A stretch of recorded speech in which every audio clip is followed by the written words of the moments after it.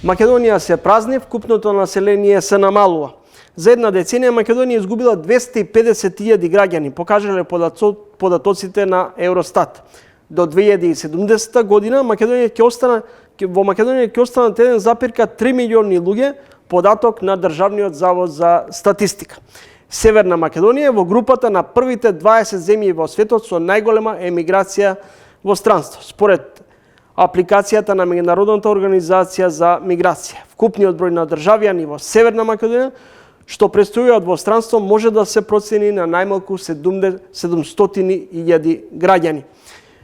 Инаку во ово издание на Тренинг ќе биде гостин Блажен Малевски, истражувач со фокус на младински прашања како и граѓанско учество, слободен говор за човекови права, но тој исто така работи на проекти поврзани со евроинтеграција. Добре дојдовте во емисијата. Фала на покана. На што се должи оваа демографска криза и перманентниот екзодус кој ни се случува во последен период? Па јас можеби би го поделил во повеќе фази она иселување на луѓето од државата. Ако порано на почетокот на 20 век сме имале некоја традиција на гастарбајтерство и заминување во далечни средини, Австралија, Канада, Америка, за изнаоѓање на подобар економски живот пред се за тие граѓани кои што се иселиле. Денеска имаме еден феномен каде што не заминуваат само оние кои што немаат работа во Македонија, туку заминуваат и оние највисоко образовани кадри во кои што инвестираме ние како општество и како држава. Значителен број на финансиски ресурси за да ги обучиме, но понатаму заминуваат да ги наречем да ги искористат талентите во некои други општества и во други држави, пред се во Западна Европа во последниве неколку години. И тоа можеме и да го забележиме во однос на младите, ако ги споредиме податоците на живородени млади кои што би требало да бидат млади од 15 до 29 години на пописот 2021. Нас ни фалат околу 77.000 млади луѓе, во зависност од генерацијата, например 94-та родени млади луѓе, 30% од нив не живеат во државата, не се резидентно население, а треба и да имаме на ум дека согласно истражувањата, например на Вестминстер фондацијата, каде што прават пробуваат да изнајдат колку не кошта иселувањето на младите луѓе. Нивната проценка е дека секој иселување на млад човек кој што е работоспособен не кошта околу 15.000 евра во GDP. Пописот помеѓу двата пописа 2002 и 2021 анализите покажува дека бројот на млади луѓе во Северна Македонија се намалил за повеќе од 6%. Голема е временската рамка помеѓу двата пописа, а во меѓувреме зошто ништо не е преземено?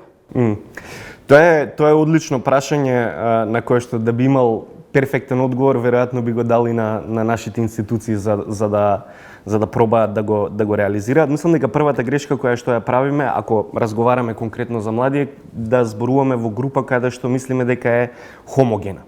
Напротив, младите се исто толку различни како што и нашето општество. Имаме различни етникуми, различни економски ситуации, различни можности во зависност во кој регион се родени или растат или се остваруваат себе си. Па оттаму решението би било некој соопфатно гледиште и соопфатна промена на начинот на кој што ние размислуваме како општество, но и како институциите ги перцепираат младите и нивните потреби. Ако допред 20 години на пописот во 2002 година сме имале проблеми со невработеноста кај младите, тогаш изнесуваше околу 50%, денеска проблемот е драстично помал. Само 23% од младите се невработени, односно стапката на невработеност паѓа, што е резултат и на иселувањето и на намалувањето на младите, но и подобрената економска ситуација и вработувањето на младите. Но тоа не значи дека младите нужно веруваат во институциите, тие не се чувствуваат како дел од ова општество, не сметаат дека институциите прават доволно за нив, не сметаат дека институциите работат во нивниот интерес. И следствено на тоа, тука настанува тоа незадоволство и несигурност која што ја чувствуваат за својата сопствена иднина и неможноста да направат промени во нашето општество. Да погледнеме малци и регионално, Добро. Може да видиме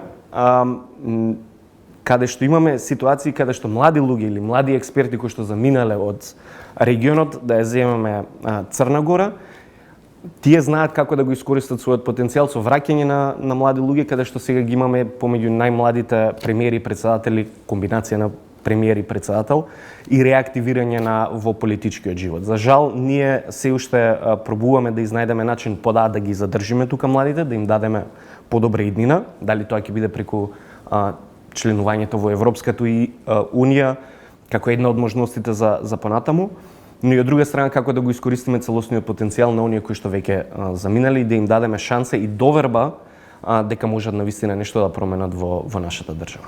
Малевски народски кажано, како се доведовме до ова дереже да имаме недостиг од работна сила, се помалце младите перспективата да ја бараат дома, туку напротив да бараат билет за еден праверц. Мислам дека нашата голема грешка е дека се фокусираме на делови од проблемите.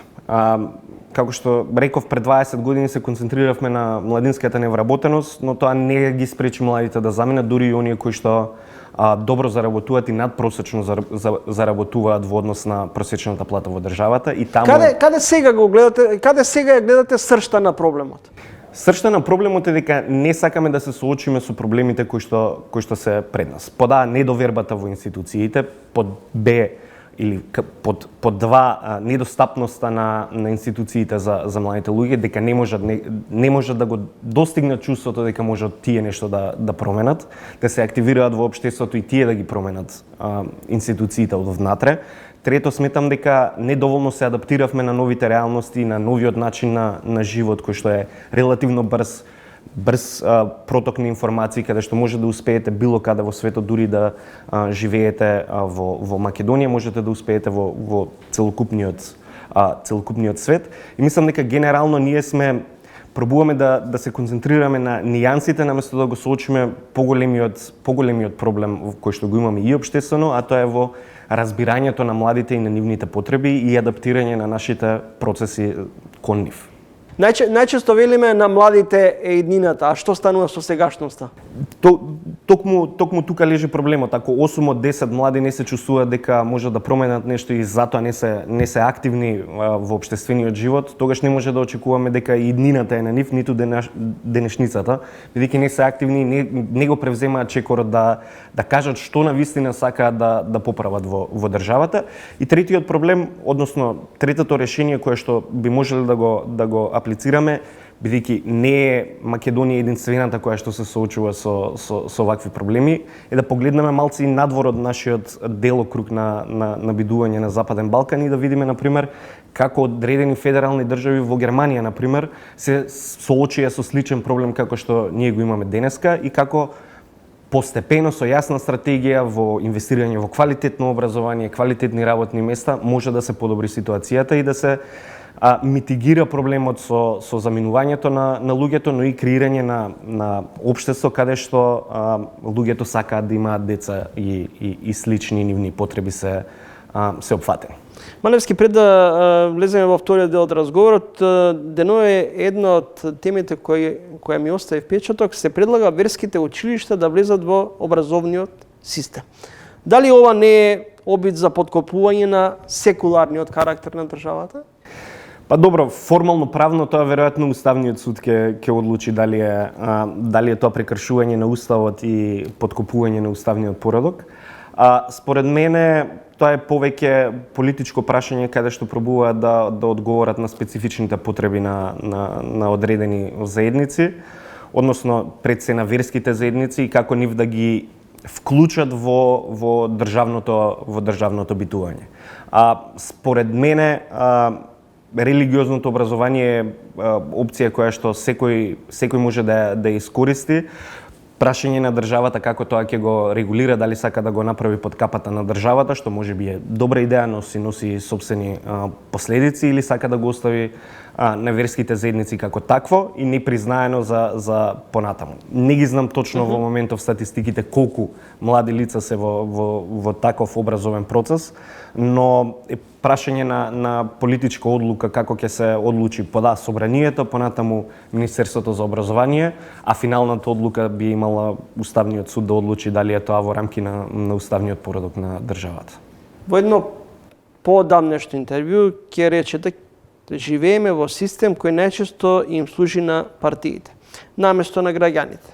Што треба да се случи за доброто да го промениме, а лошото да го примениме, односно обратно? Да.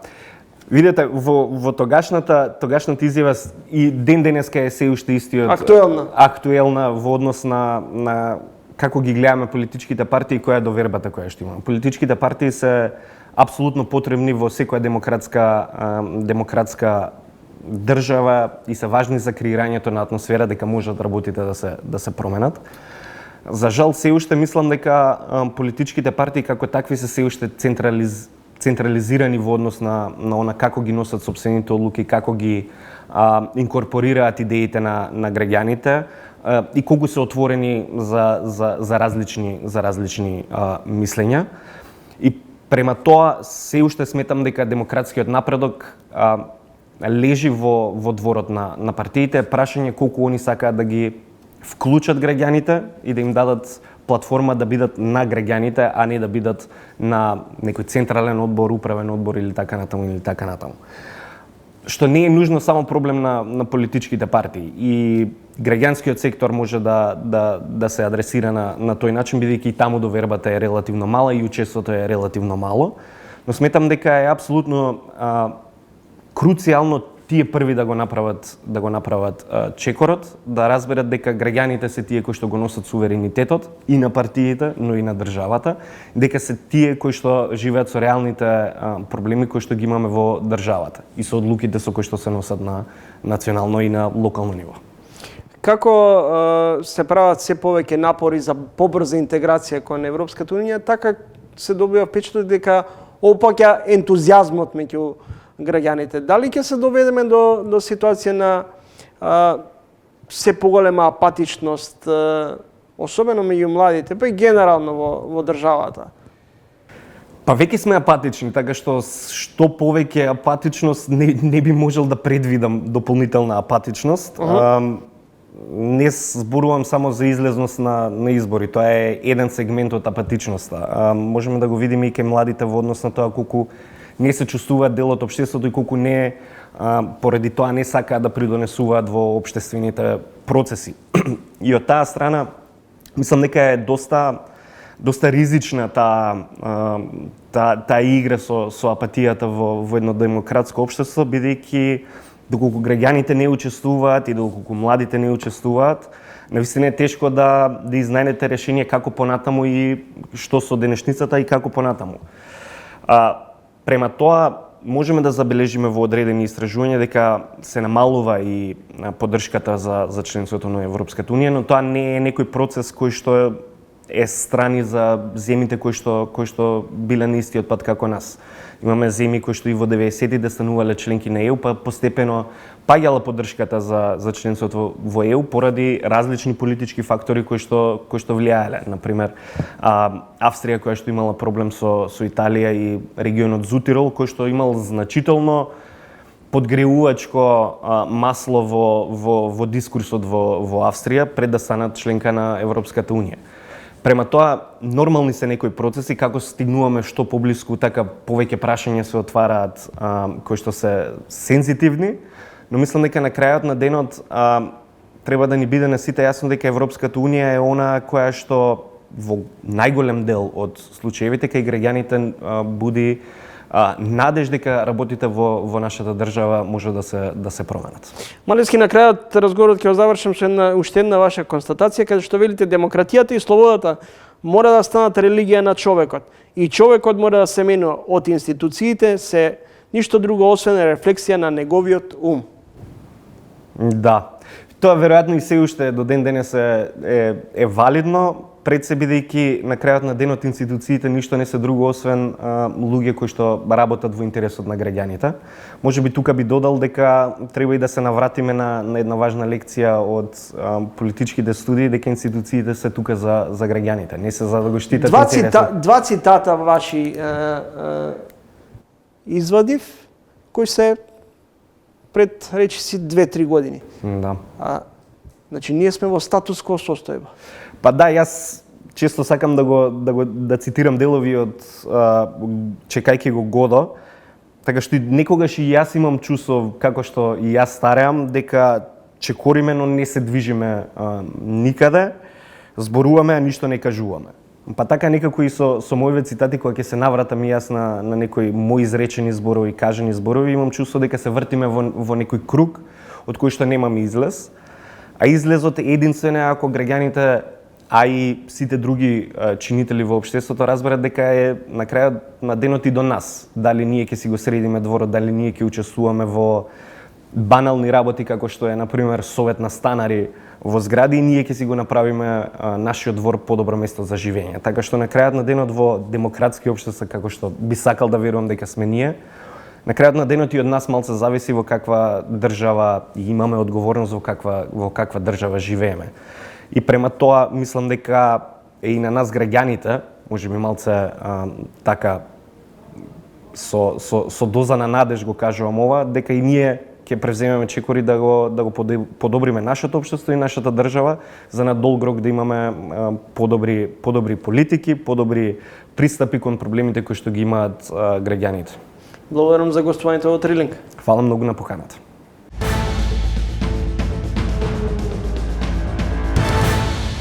Затоа што ете, гледате како живееме. Не знам зошто сме затворени во една дупка и цело време се вртиме во круг. Значи 30 години. Не разбирам. Малце нешто ќе видиме некако.